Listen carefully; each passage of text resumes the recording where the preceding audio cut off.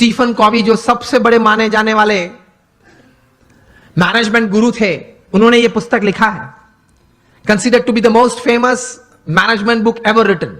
New York Times के best seller में 60 हफ्ते तक ये टॉप पे थी, और आज शायद 90% बी स्कूल्स में जहां एमबीए की डिग्रीज मिलती हैं यूरोप अमेरिका के साथ, सब स्कूल्स में यह पुस्तक पढ़ाई जाती है। और फॉर्च्यून 500 कंपनीज के शायद ही कोई एग्जीक्यूटिव्स बचे होंगे जिन्होंने इस पुस्तक का कोई कोर्स ना किया हो, कोई क्रैश कोर्स 1 हफ्ते का, 2 हफ्ते का, 5 हफ्ते का कोर्स ना किया हो। इस पुस्तक उन्होंने लिखा, बहुत समझने वाली ये बात है, ध्यान से सुनना। उन्होंने अपने जीवन में यह पुस्तक लिखने से पहले 3000 सक्सेसफुल लोगों का संपर्क किया, जो सिर्फ धन कमाने में या व्यवसाय बढ़ाने में सफल नहीं, बड़े व्यवसाय के साथ जीवन के सभी रोल में सफल थे। हस्बैंड या वाइफ, ब्रदर या सिस्टर, नेबर या रिलेटिव, फ्रेंड, डॉटर या सन, सभी जो रोल हमें जीवन में सभी को करना है, वो सभी रोल में ये लोग सफलता उन्होंने पाई थी। ऐसे 3000 से ज्यादा लोग को वे मिले, और मिलने के बाद शांति से 3 साल तक मतलब विचार किए, और फिर ये पुस्तक लिखे, the 7 habits of highly effective people. मतलब अति असरकारक व्यक्तित्व धराने वाले व्यक्तियों के जीवन में ये 7 आदतें मैंने कॉमन देखी। मैं सभी का वर्णन नहीं करना चाहूंगा, लेकिन सिर्फ आपको नाम देता हूं। प्रथम आदत थी प्रोएक्टिव, जो सफलता के लिए बहुत जरूरी है।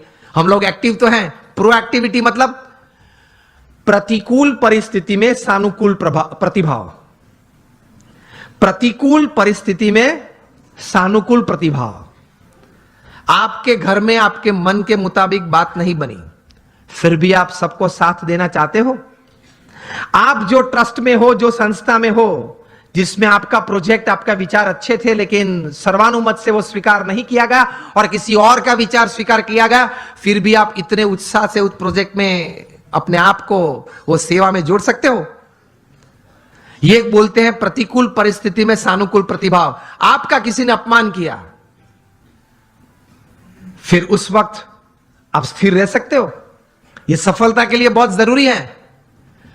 कोई बड़ी आपत्ति आपके जीवन में आ गई, a setback, a failure is part of life, लेकिन उस वक्त आप स्थिर रहे। आपने जो विचार या उस वक्त जो एक्शंस बताए वो नीति नियम के अनुसार थे या गैर रीति में आप चले गए। प्रतिकूल परिस्थिति में सानुकूल प्रतिभाव। किसी ने चांटा मारा, फिर भी आप हंस रहे हैं, हंस सकते हैं।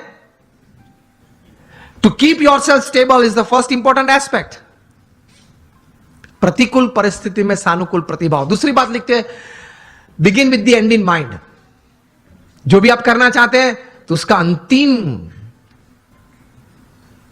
परिणाम आप क्या चाहते हैं वो आप अभी से सोच लें, और अंतिम नतीजा शायद क्या भी आ सकता है वो भी आप तैयार कर लें। तीसरी बात लिखिए, putting first things first, priority. चौथी बात लिखिए, थिंक विन विन। आप भी जीते, मैं भी जीतूं। आप भी पैसा कमाए, मैं भी कमाऊं। आप भी सुखी हो, मैं भी सुखी हूं। क्योंकि यह नेट का जमाना है, एज ऑफ इंफॉर्मेशन है, क्वालिटी कंट्रोल का जमाना है। आप किसी व्यक्ति या किसी कलीग के साथ 1 बार 2 बार चीटिंग कर पाओगे, तीसरी और चौथी बार नहीं। यस और नो? Think win win.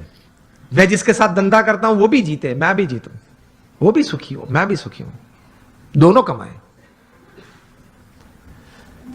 5वीं बात लिखी थी, seek first to understand and then to be understood. ये मिलियनर यूथ समृद्ध जीवन के लिए ये आदत बहुत जरूरी है। Seek first to understand and then to be understood. आप पहले वो व्यक्ति को समझने का प्रयत्न करें, फिर वो व्यक्ति मुझे समझे, ऐसी अपेक्षा रखे।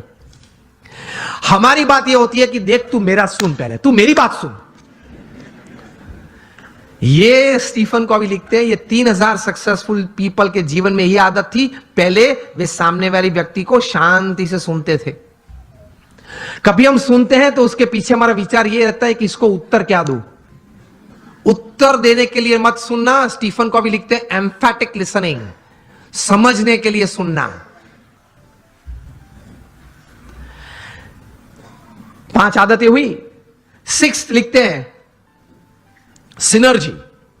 एनर्जी तो हम सब समझते हैं, मतलब आगे ऐसा लगता है। सिनर्जी मतलब दो या दो से ज्यादा व्यक्ति जब साथ में आते हैं, कुछ काम करने का निर्णय लेते हैं, काम करना शुरू करते हैं, मतभेद हो जाते हैं, कभी मनभेद भी हो जाते हैं, फिर भी साथ रहने का निश्चय करते हैं, साथ रहते हैं और चर्चा करते हैं, कॉमन मिनिमम प्रोग्राम डिसाइड करते हैं, कॉमन मिनिमम प्रोग्राम के लिए अपनी एनर्जी रिसोर्सेज अंदर डालते हैं, एक परिणाम पैदा करते हैं और परिणाम का आनंद लेते हैं, उसी आनंद में दूसरा काम करने का तैयार करते हैं, उसको सिनर्जी बोलते हैं।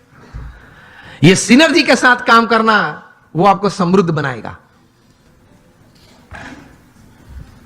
लेकिन हमारी विचारधारा और आदत ऐसी है, 1 इंडियन इक्वल टू 3 जापानीज। एक भारतीय, उसमें इतनी ताकत होती है, 3 जापानीज जो काम कर सकते हैं वो एक भारतीय कर सकता है।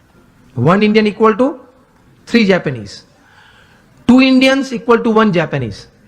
अब पता चला, जब 2 भारतीय साथ में आते हैं ना, तब सम टूटता है। मेरे हिसाब से करना है, वो बोले मेरे हिसाब से करना है, तो फिर दोनों की शक्ति साथ में आती है तो भी कितनी बन जाती है? एक जापानीज जैसी। And 3 Indians equal to 0। 3 साथ में आ जाते हैं तो 0 बन जाता है। और 7th हैबिट लिखते हैं शार्पन योर सॉ। मतलब आपको अगर if you want to cut a tree by a saw, तो you have to sharpen it. तो your saw, your physical saw, you have to keep exercises, mental saw, you have to keep good reading and thinking good, your emotional saw, that is you have to have the right type of feelings, and your spiritual saw. इसमें Stephen Covey लिखते हैं कि connect with your creator through prayers every day. आप अपने सर्जनहार के साथ संबंध नित्य रखना प्रार्थना के रूप से। ये 3000 सफल व्यक्ति के जीवन में उन्होंने भगवान के प्रति श्रद्धा दृढ़ देखी। ये सफलता का बहुत बड़ा कारण है, क्योंकि जीवन में ऐसे प्रसंग बनेंगे जब आपके मोबाइल में 500 नंबर होंगे, किसको फोन करूं वो प्रश्न आ जाएगा। और ऐसे प्रसंग बनेंगे सिवियर फेलियर के, जो लाइट हम देखते हैं, इलेक्ट्रिसिटी देखते हैं, थॉमस अल्वा एडिसन ने दी। एक बार सुबह में बड़ी आग लग गई और पूरी एडिसन फैक्ट्रीज जल गई। एडिसन को किसी ने बताया, वे चले सुबह में देखा कि it was a heap of ashes. छोटे बच्चे को साथ में लेके गए थे और बच्चे को बताया कि go and call your mother. क्यों? She might not have seen such a big heap of ash in her life. कितने स्थिर थे। और एडिसन की पत्नी जब आई, तब वो पत्नी तो एकदम जमीन पे गिर पड़ी कि हमारी फैक्ट्री की पूरी जल गई है फैक्ट्री। एडिसन ने अपनी पत्नी का हाथ पकड़ा और उसको स्टेबल किया, और एडिसन बोले ऊपर देख के, thank God all my mistakes have burned up, I'm coming back at 10, I'll start again. और ये इलेक्ट्रिसिटी और ये लाइट हमको दी। उन्होंने बोला कि भगवान आपका आभार, मेरी सब गलतियां जल गई। वो गलतियां नहीं थी, जब तक वे अस्तित्व में थी तब तक वे रिकॉर्ड्स थे, डेटा था। You got my point? जब तक वो पेपर्स थे, जब तक फैक्ट्री जल नहीं गई थी, लेबोरेटरी थी, तब तक वो सब क्या था? रिकॉर्ड्स और डेटा था। एक बार जल गई, यहां अभिगम बदल दिया, गलतियां थी, जल गई, I will start afresh. He did it and he give this. ये कहां से इतना बल आता है इस परिस्थिति में? प्रमुख स्वामी महाराज का संकल्प था कि लंदन में एक भव्य शिखरबद्ध मंदिर करना है। हैरो वहां एक एरिया है, वहां हमने जमीन भी ली, लेकिन नेबरहुड में सबने ये प्रश्न उठाया कि ये लोग 12 बजे तक घंट बजाएंगे, आरती करेंगे, तो हमारी प्राइवेसी डिस्टर्ब हो जाएगी। अब ऐसा तो करते नहीं हम, लेकिन वहां एक सिग्नेचर कैंपेन होता है, वो भी एक part of the legal process है। उन्होंने वो किया, और ज्यादा सिग्नेचर लोकल्स थे उनकी हुई, तो कोर्ट में रूलिंग दे दिया कि BAPS can not construct a मंदिर, या वो यहां मंदिर नहीं बांध सकते, और हम केस हार गए। प्रमुख स्वामी महाराज बड़ौदा में थे और बोर्ड ऑफ ट्रस्टीज ने फोन किया वहां लंदन से कि स्वामी जी हम केस हार गए।